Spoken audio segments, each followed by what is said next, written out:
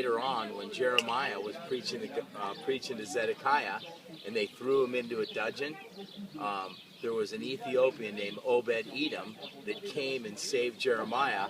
And then at the end of Jeremiah, it says, okay, destruction's going to come upon everybody except Obed-Edom and Jeremiah, who's the Ethiopian. So God continued to show his grace towards the Ethiopians from what that obedience that we had in Acts chapter 8. So anyway, the Samaritans were cursed.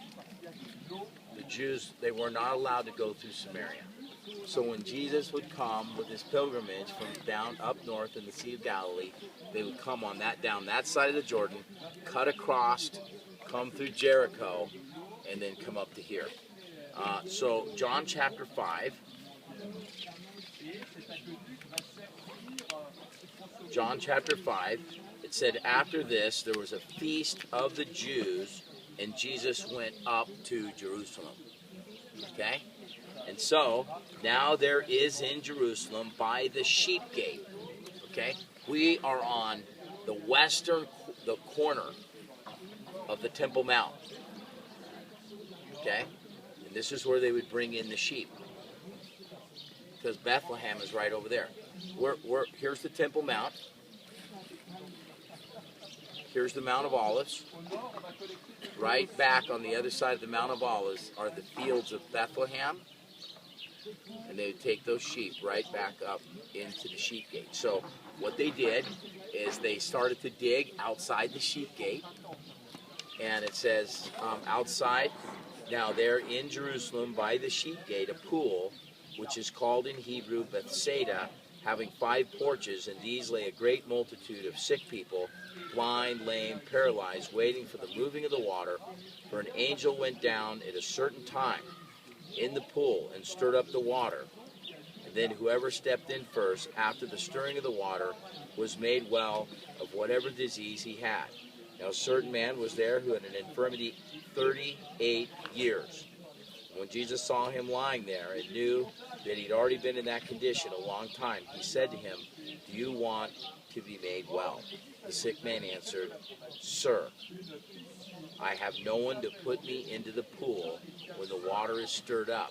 But while I'm coming, another steps down before me. And Jesus said to him, Rise, take up your bed and walk. And immediately the man was made well, took up his bed, and walked. And that day was the Sabbath. And the Jews therefore said to him who was cured, It is the Sabbath. It is not lawful for you to carry your bed. And he answered them, He who made me well said to me, Take up your bed and walk. And then they said to him, Who is the man who said to you, Take up your bed and walk? But the one who was healed did not know who it was, for Jesus was drawn, a multitude being in that place. And after Jesus found him in the temple and said to him, See, you have been made well. Sin no more, lest a worse thing come upon you. And the man departed and told the Jews that it was Jesus who had made him well. For this reason, the Jews persecuted Jesus and sought to kill him because he had done these things on the Sabbath. Can you imagine that? The fire quenchers. The fire quenchers, man. For Jesus said, for this reason the Jews persecuted Jesus and sought to kill him because he had done this thing on the Sabbath. But Jesus answered them, My Father has been working until now, and I have been working. Therefore the Jews sought all the more to kill him, because he not only broke the Sabbath, but also said that God was his Father, making himself equal with God. The Jehovah's Witnesses hate this verse. They had to take it out of their Bible.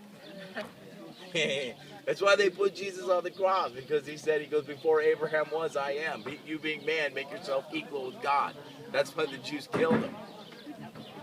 Then Jesus answered and said to them, Most assuredly I say to you, the Son of Man could do nothing but himself, but what he sees the Father do, or whatever he does, the Son also does in like manner. For the Father loves the Son and shows him all things that he himself does, and he will show him great works, greater works than these, that you may marvel.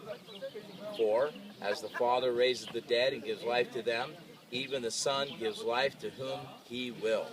For the Father judges no one, But he committed all judgment into the Son, that all should honor the Son just as they honor the Father.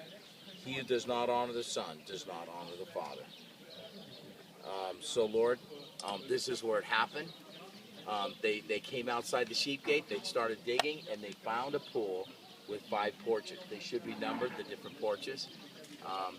And so, you know, I like this because Jesus asked them, do you want to be made well? And what does the guy say? Oh, yeah, but I can't. Every time, it's just, do you want to be made well? Yes or no? Why? Every time I try to get in the water, no one always comes to me. The guy's sitting there 38 years, you know. I don't know. I'm trying to get a mat, and you know, and the thing is, I got the mat over here, and this guy cut me, and he cut me off yesterday. This guy went in before me, and you know, I don't. It's like, hey, that wasn't the question. What? Yeah, that's how we are. Hey, do you want me to use you powerfully? Yeah, but right now, I can't right now because I got all this stuff here going on. I still got to pay off that one credit card that I got, and then once I get paid that, I'm going to work it out and then try. Next. Who's the next guy? Here I am, Lord, send me. Really? Whoa. You know, the guy, look, it says the eyes of the Lord are going to and fro, and he's looking for anyone. It says he can't find anybody. And you know what it says? That he looked for someone to stand in the gap, and he couldn't find anybody. Isn't that amazing? He couldn't find anybody. Everyone was just so, well, I don't know. I got to finish my school, and then I'm going to go here. And it's like, okay, you're just... And so that's what's so cool, man, is that when we can get to that point, you guys, where we just lay down our life, you know, and I'm speaking to myself because this stuff just keeps coming. The product keeps coming. You know what I mean? Every day we keep making a product. It's harder and harder to get rid of it. I just bought that.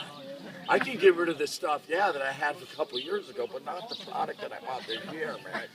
I'm still paying it off. Right? It's crazy, man.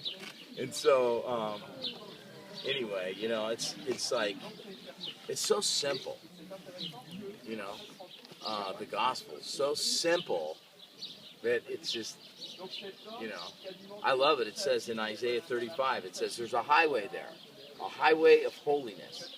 And though a fool, you can be a complete fool, if you walk that path, there's no lion there, the roaring lion. And we just simply trust and obey. There's no other way.